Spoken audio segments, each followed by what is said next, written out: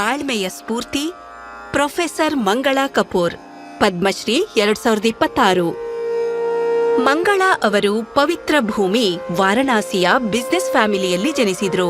ಅವರ ಬಾಲ್ಯ ಆನಂದಮಯವಾಗಿತ್ತು. ಆದ್ರೆ 12ನೇ ವಯಸ್ಸಿನಲ್ಲಿ ಆ ಆನಂದ ಮಾಯವಾಯಿತು.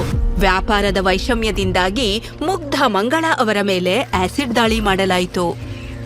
ನಾನು 6 ವರ್ಷ ಆಸ್ಪತ್ರೆಯಲ್ಲಿದ್ದೆ. ತಾಯಿ ನನಗಾಗಿ ನಿರಂತರ ಹೋರಾಡಿದರು. ತಂದೆ ನನ್ನನ್ನು ಸತತವಾಗಿ ಪ್ರೋತ್ಸಾಹಿಸುತ್ತಲೇ ಇದ್ದರು. ಇಲ್ಲಿ ತನಕ ಕರೆ ತಂದರು. ಇಂತಹ ಪೋಷಕರು ಸಿಕ್ಕಿದ್ದೇ ನನ್ನ ಸೌಭಾಗ್ಯ. ಅವರು ನಾರ್ಮಲ್ ಆಗಿರಲು ಪ್ರಯತ್ನಿಸಿದಾಗ ಜನರು ಅವರ ಅದಮ್ಯ ಧೈರ್ಯವನ್ನು ನೋಡಲಿಲ್ಲ, ಸುಟ್ಟ ಮುಖವನ್ನು ಮಾತ್ರ ನೋಡಿದ್ರು. ನಾನು ಯಾವಾಗಲೂ ಇಲ್ಲಿಂದ ಇಲ್ಲಿ ತನಕ ಬಟ್ಟೆ ಹೊದ್ದುಕೊಂಡು ಹೋಗ್ತಿದ್ದೆ, ಯಾರೂ ನೋಡದಿರಲಿ ಅಂತ. ಅವರ ಆತ್ಮವಿಶ್ವಾಸವನ್ನು ಹೆಚ್ಚಿಸಲು ಅವರ ತಾಯಿ ಅವರನ್ನು ಇಂದು ಮಹಿಳಾ ಸಂಗೀತ ವಿದ್ಯಾಲಯಕ್ಕೆ ಕರೆದೊಯ್ದ್ರು. ಅಮ್ಮ ಹೇಳಿದ್ರು ನನಗೆ ಸಿತಾರ್ ಕಲಿಸಲು ಕರೆ ತಂದಿದ್ದಾಳೆ ಅಂತ. ಅದಕ್ಕೆ ಅವರಂದ್ರು ಒಂದು ಹಾಡು ಹಾಡಲಿ ಅಂತ. ಮುಖದಿಂದ ಬಟ್ಟೆ ಸರಿಸಲಿಲ್ಲ. ತಾಯಿ ನನ್ನ ಕೆನ್ನೆಗೆ ಹೊಡೆದು ಹೇಳಿದ್ರು, ಮುಖದಿಂದ ಬಟ್ಟೆ ತೆಗೆ, ಹಾಡು ಹಾಡು. ನಾನು ಅಲ್ಲಿ ಭಜನೆ ಹಾಡಿದೆ.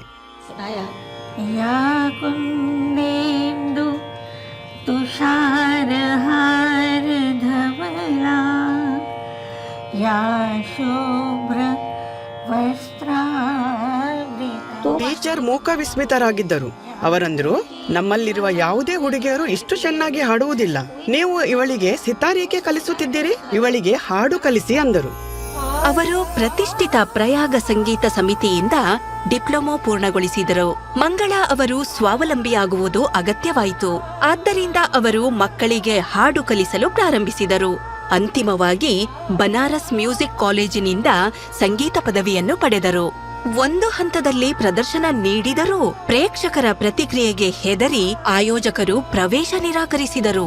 ಆದರೆ ಅವರ ತಂಡದ ಹತ್ರ ಒಂದು ಪರಿಹಾರವಿತ್ತು. ಅವರು ಸಭಾಂಗಣವನ್ನು ಕತ್ತಲೆಗೊಳಿಸಿದರು.